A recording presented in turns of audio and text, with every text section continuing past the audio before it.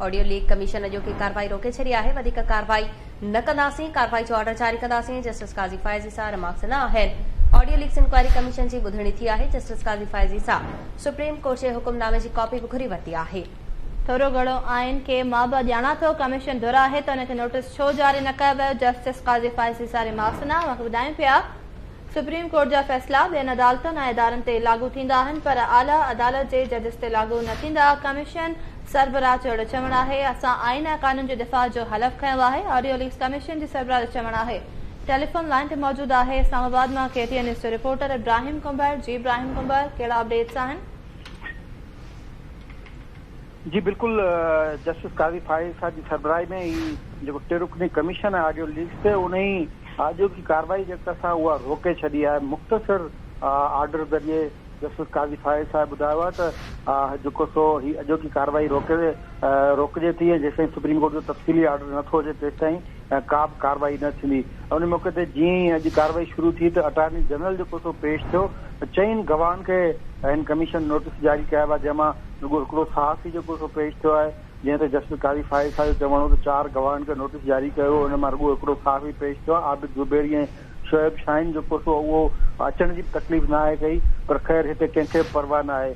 ऐं उन मौक़े ते अटॉर्नी जनरल खां जस्टिस काज़ी फाइज़ साहब जो इहो पुछो त तव्हांखे नोटिस जारी कया हुआ सुप्रीम कोर्ट जा पाण ई अदालत में मौजूदु हुआ, जंहिं ते अटॉर्नी जनरल ॿुधायो त हू जेको सो अदालत में ज़बानी जेको सो ख़बर पई, ज़बानी तौर ते खेसि आगाह कयो वियो। उन बाद अदालत पहुतो ऐं कार्रवाई ख़तमु थियण खां पोइ जेको सो खेसि नोटिस जारी कया हुआ, जंहिं ते जस्टिस काज़ी फाइज़ साहब जो चवणो त कमीशन खे ख़ुदि धुर बनायो वियो। उन्हनि दरख़्वास्तुनि में कमीशन खे बि नोटिस जारी न कया विया ऐं कमीशन जेको सो उन खां पोइ जॾहिं इहो सुप्रीम कोर्ट जा रूल्स आहिनि त समूरनि धुरनि जो मौक़ुफ़ ॿुधण खां पोइ हुकुमनामो जारी कयो वेंदो आहे। हिन में कंहिंजो बि जेको सो मौक़ुफ़ न आहे ॿुधो वियो, ख़ासि तौर ते कमीशन जो मौक़ुफ़ न आहे ॿुधो वियो। कमीशन खे नोटिस बि जारी न कयो वियो त कार्रवाई जेको सो कीअं रोकी वई आहे। जस्टिस काज़ी फाइज़ साहब जो इहो पिणु चवणो हो त एतिरो जेका ही समूरो मामिलो आहे उन मामले में असीं अॻिते वधण नथा घुरूं, पर सुप्रीम कोर्ट जा रूल्स इहे आहिनि समूरनि माण्हुनि खे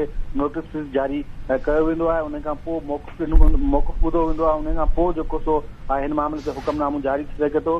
हिन कम जे लाइ असांखे इज़ाफ़ी जेको सो के मुराद न पियो मिलनि। असां सच ताईं पहुचणु चाहियो पियो, पर जेकॾहिं सुप्रीम कोर्ट नथी चाहे त असां सच ताईं नथा वञूं ऐं अॼु कार्रवाई जे हवाले सां जेको सो असीं को हुकुमनामो जारी कंदासीं। हिन वक़्तु कमीशन जी जेका सा उहा कार्रवाई ख़तमु थी चुकी आहे। कमीशन जेको पंहिंजी कार्रवाई रोके छॾी आहे। जस्टिस काज़ी फाइज़ सां ऑब्जर्वेशन ॾिनी आहे त प्राइवेसी हमेशह घर जी हूंदी आहे, केर बि कंहिंखे घर अंदरि लिकी नथो ॾिसी सघे। रोडनि ते जेके कैमरा लॻल आहिनि छा उहे प्राइवेसी में रुकावट न आहिनि? बैंकुनि में जेके CCTV कैमरा लॻल हूंदा आहिनि, छा क़तर जी वारदात में उन्हनि जी फुटेज खे इस्तेमालु नथो करे सघिजे? त असीं सच जी इंक्वायरी करे रहियासीं, पर जेकॾहिं सुप्रीम कोर्ट नथी चाहे त असां इहा इंक्वायरी नथा करे सघूं।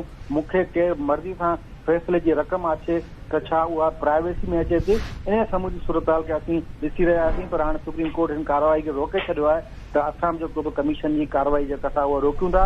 हिन वक़्तु कमीशन जी कार्रवाई ख़तमु थी चुकी आहे ऐं जस्टिस काज़ी फाइज़ साहब चवणो आहे त इन हवाले सां बाज़ाब्ता तौर ते कमीशन ऑर्डर जारी कंदी। जी इब्राहिम कुंबर, अपडेट करण लाइ वॾी महिरबानी। आवाज़